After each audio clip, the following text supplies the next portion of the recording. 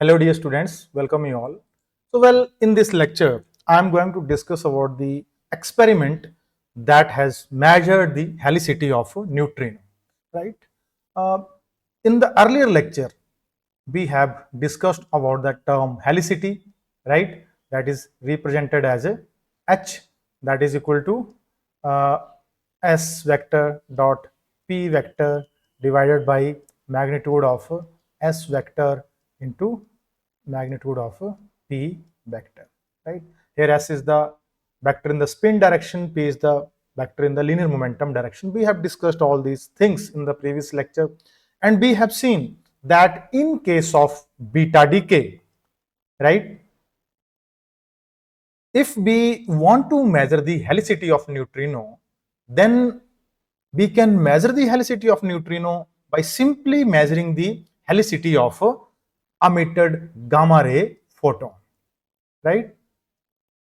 We have discussed a case of nuclear reaction where a parent nucleus that has property spin is equal to 0 that absorb the innermost k cell electron, and then it convert into a daughter nucleus in the excited state with spin I is equal to 1, and a electron neutrino is emitted in this process. And then after this excited daughter nucleus come to the ground state with the emission of a gamma ray photon, right? And now it emit a gamma ray photon, plus it comes to ground state with spin I is equal to 0. Here spin I is equal to 1.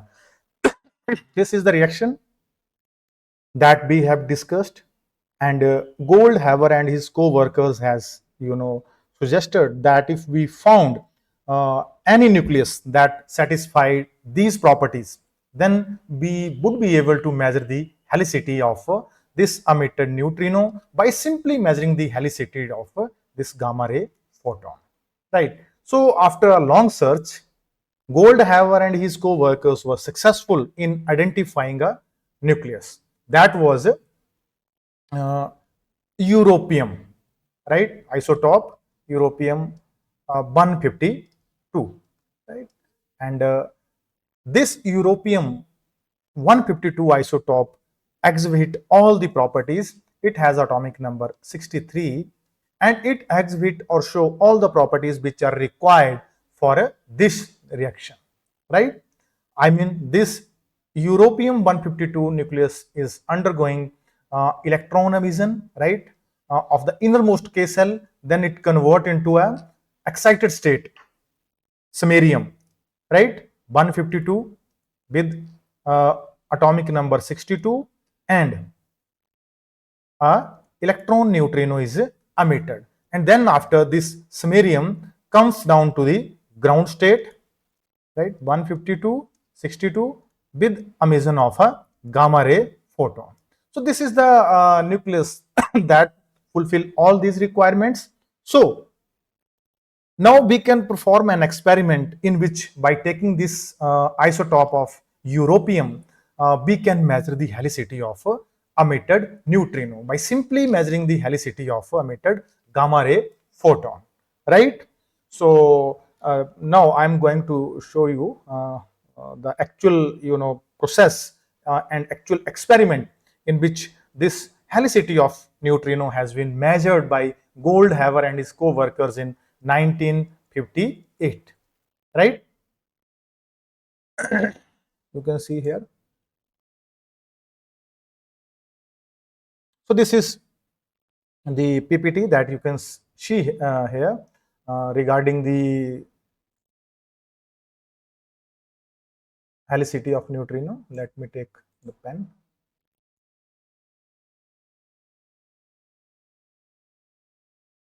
Yes.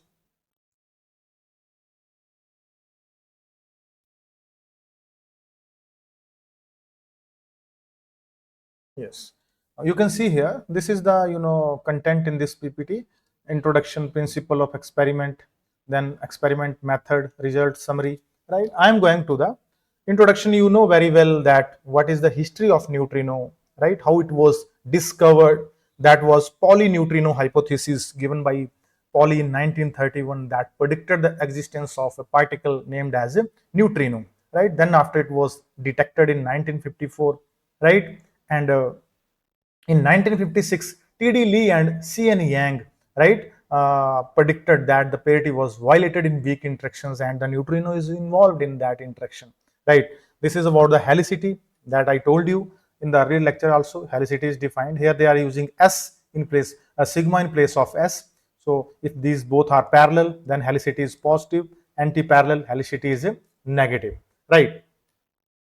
Now, what is the principle of experiment? Now you can see here, as I told you, that we are taking a europium isotope, mass is 152, and it is capturing a innermost k shell electron, then it is converting into a samarium 152 plus electron neutrino is emitted here.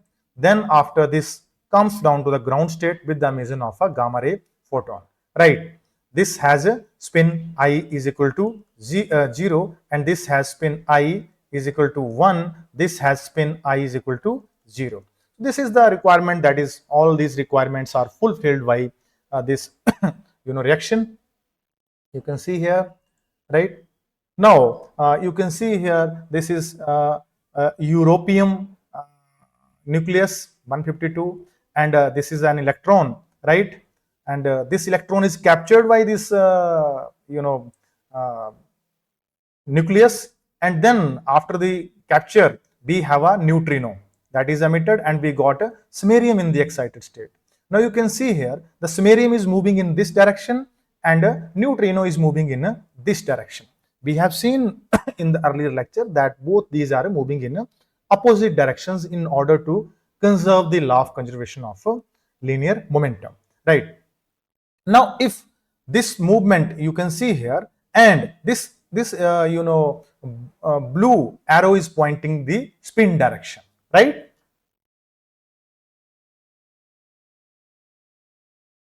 So this blue dot, blue arrow, sorry, I was talking about it. This one, this is showing the direction of the spin. So in this particular case, this spin is in this direction. It is away from this parent nucleus, right? So in this final state, obviously it is away from this nucleus, that is daughter nucleus, right? Now spin of this neutrino, emitted neutrino, is in the same direction as that of its motion. So we can say the helicity of the neutrino is positive. But in the second case, this spin of neutrino is in opposite direction to its motion. You can see here motion is toward this side, spin arrow, blue arrow is in this side, so helicity is negative, right? In both the cases we have this possibility. We have discussed all these possibilities in the earlier lecture. Now when this gamma ray photon is emitted, you can see here, this is samarium in the ground state. Gamma ray photon is emitted in this direction and its spin is also in this direction, you can see. So again the helicity of gamma ray is positive, and here it is in opposite direction, so helicity is negative. So you can you see that whatever helicity is for a gamma ray photon, that is for this neutrino, right? And here you can say the neutrino positive helicity, gamma ray photon positive helicity, right? So we are going to measure the helicity of gamma ray photon only, and then we can predict the helicity of neutrino, right? So this is the principle of the experiment. Now I am going to the experimental setup. You can see here. So this experiment consists of this container made up of iron, we can say. In this container, this source of europium 152 is placed here, right? This is source, and a magnetic field is applied in this way, right?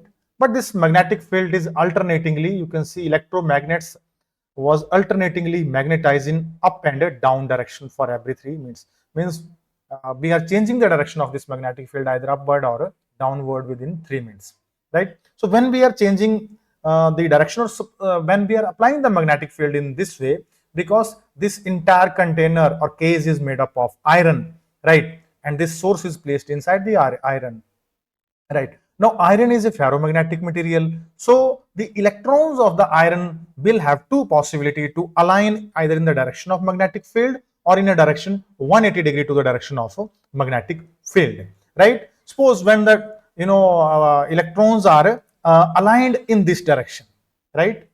uh, this is the direction of the alignment of the electron, right? And at that time this neutrino is emitted by this europium 152 nucleus, and it converts into samarium, right? Now when samarium comes down to the ground state, it emits a gamma ray photon, we know very well. Now for gamma ray photon, two possibilities are there, right? Either its spin will be upward +1 or it will be downward -1 h cut, right? We know the spin of the photon is +-1 h cut, but two possibilities are there: either spin is upward or spin is downward with respect to the magnetic field. Now in the first case, suppose when the spin is upward, right, means it is a +1 h cut. So in that case, when this photon will pass through the iron, obviously it will be used by this electron in flipping its spin from anti-parallel to parallel. I means the electron will change its spin and it now becomes aligned parallel to the magnetic field. Earlier it was at 180 degree, but by absorbing this photon, it will change its spin, right? Now we will not get any photon further, because now this gamma ray photon is absorbed by the electron of the iron. But in the another case, when this gamma ray photon that is emitted from here, suppose its spin is -1 h cut, means it is in the same direction as it is of electron. Now in that case, electron can't absorb this photon because it will violate the law of conservation of angular momentum and linear momentum. So in that case, this electron won't flip its spin and the gamma ray photon will pass through here and it will go directly toward this side. And obviously then later it will be detected by the detector. Now, if we measure the gamma ray photon that are observed here, right, in both the cases, when they have spin up and they have a spin down, right, then it is found that when the spin of the emitted gamma ray photons is +1 h cut, right, means it is upward, no gamma ray photon is emitted here, and when it is downward, right, when the spin is -1 h cut downward, in that case we got some photons here. It means there is violation of the symmetry of this parity, right? Parity, property of this reaction, right? Because we are getting only photons of one kind of spin, right? Now this was the main thing that is going to happen here, but I am explaining it as per this experimental setup. So as I told you that this is the iron case in which we have placed the europium 152 source, right? It undergoes emission of neutrino and it converts into samarium. But two cases are there, remember.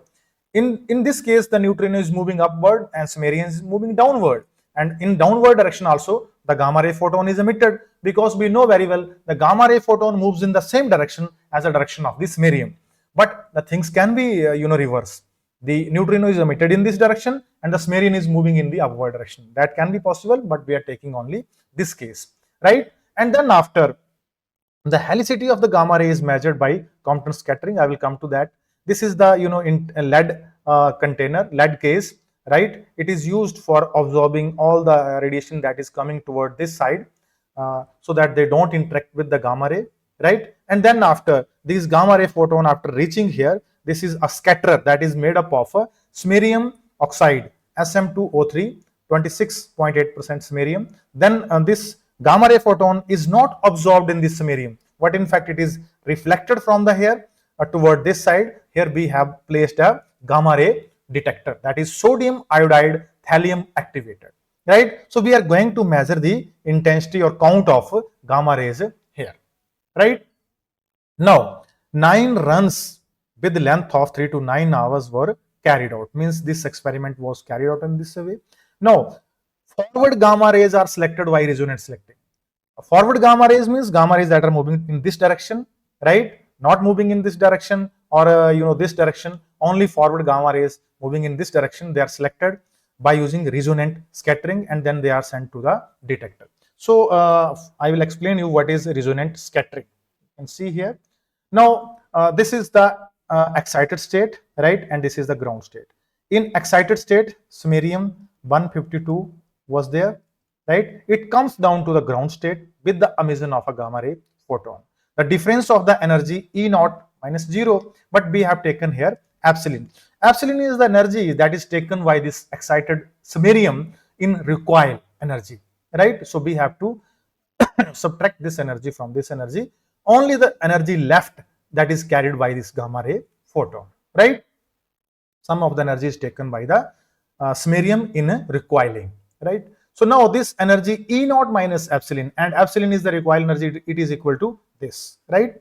Now this when this gamma ray photon, you can see here, it reaches here, it cannot be now used by this samarium in getting excited, because you can see here the energy requirement for this excitation from here to here, it is E naught, but this energy is E naught minus epsilon, it is less than this then. So that's why this now gamma ray photon cannot excite this samarium, but it will in fact reflect, scatter this toward the counter, right? Now the energy of the gamma ray, it is equal to E naught minus epsilon, value is taken here from here, right? And I have taken plus. This is the energy due to the Doppler shift in the gamma ray photon, right? This is also added here. So now for resonant scattering, we have the condition, we have learned it in the electrodynamics, that for resonant scattering, E naught must be equal to E gamma minus epsilon. So I am going to put the value of gamma, E gamma here, and also the value of epsilon here. So then after I will get this. You can do it, right? Simply put the value of E gamma from here and put the value of E epsilon, epsilon from here. You got this.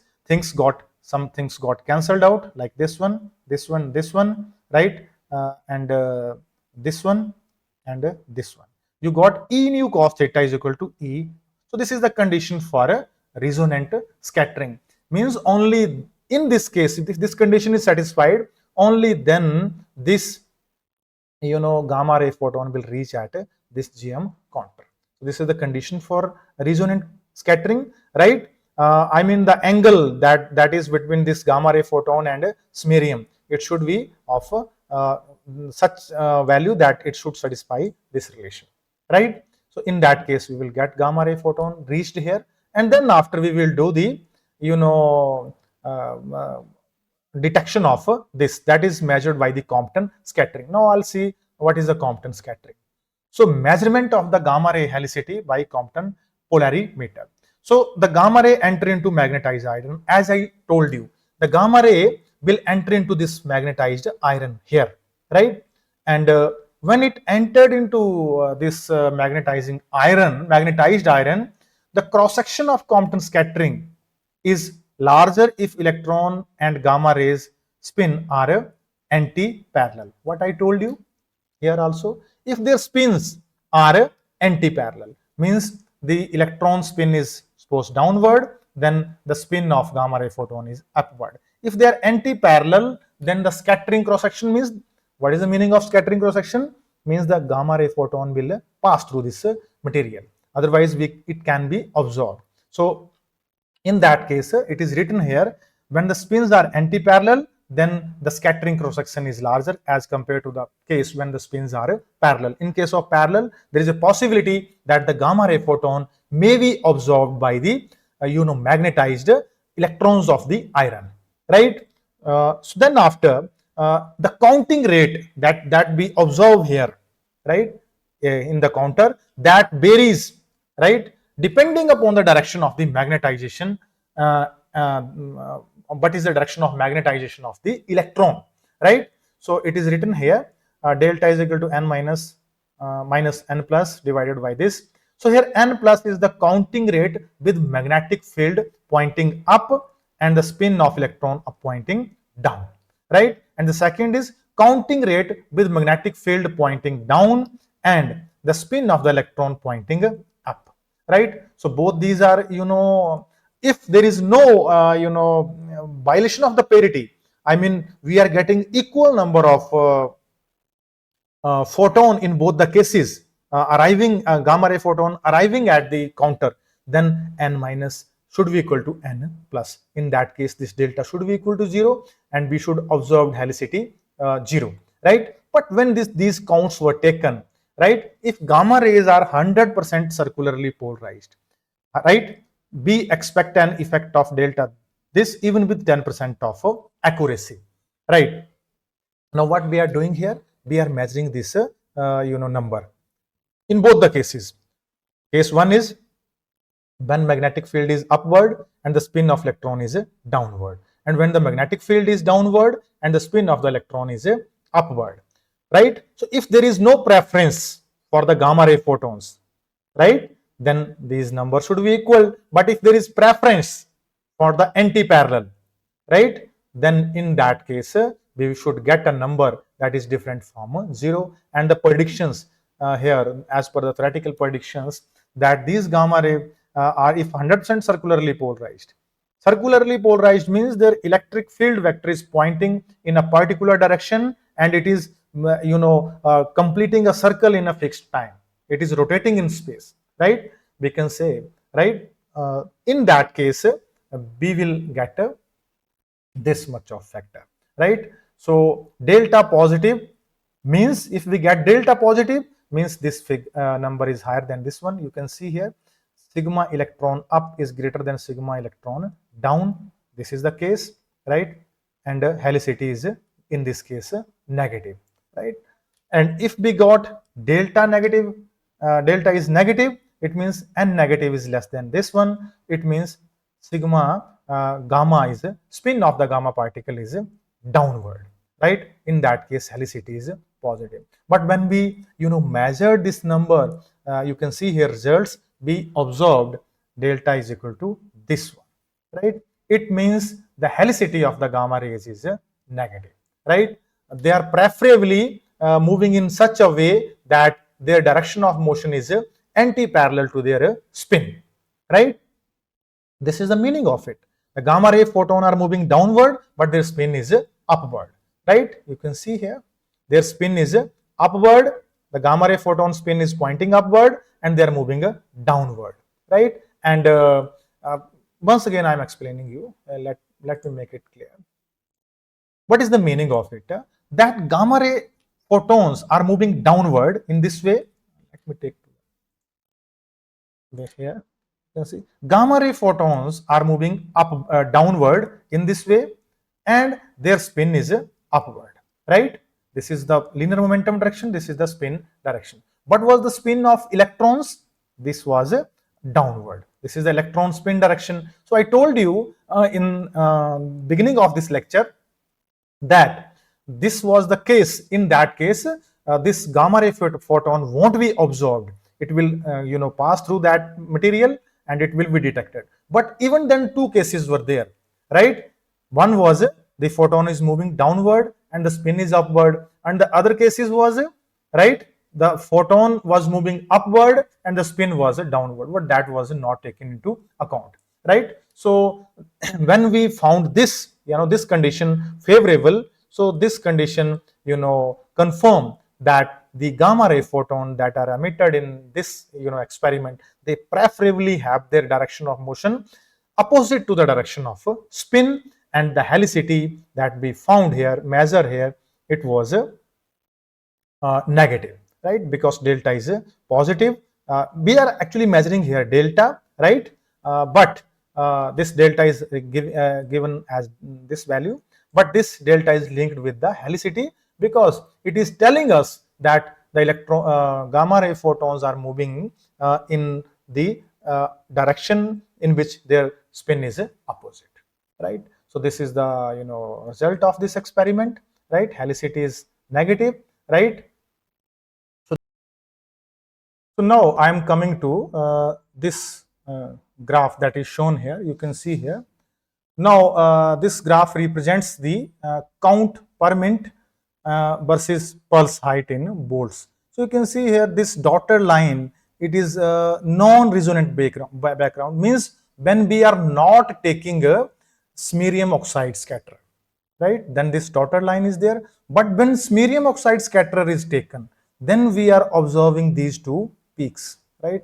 One is at 960 kilo electron volt and other is at 840 kilo electron volt, right? Now, this is the line, solid line that is shown here. It is, observed when, as I told you, smerium oxide scatterer is taken. Otherwise, we should get this line. But in actual, when we have performed this experiment, right, this line was observed with these two peaks, and this line is observed in confirmation that the neutrino is emitted in upward direction, right, and the gamma ray photon is emitted in the downward direction, satisfying all these conditions, right, and it is finally reaching at the detector, right. So we can say that these two peaks corresponds to the confirmation of this, uh, electron capture process, in which the gamma ray photon is moving downward and neutrino is moving upward, and the helicity of the gamma ray is negative, means it is moving in downward with this spin preferably in the upward direction, right. So actual helicity that was measured in this experiment, it comes out to be 0.67, right, plus minus 0.15, but this term is a negative. Negative helicity means what I told you. What is the meaning of negative helicity? So this result confirms that the helicity of the gamma ray here is negative, right? So in this way we can understand this graph. You are given the summary here. The helicity of the neutrino was determined by the measurement of gamma ray from the electron capture of europium. The selected to select gamma ray, forward gamma ray, we use resonant scattering, right? It is measured by Compton scattering. The helicity of forward gamma ray was negative, right? It indicates the helicity of the neutrino is also negative, right? So this is all about this, measurement of the helicity of neutrino, right? That was used by Goldhaber and his co-workers, right? So thank you very much.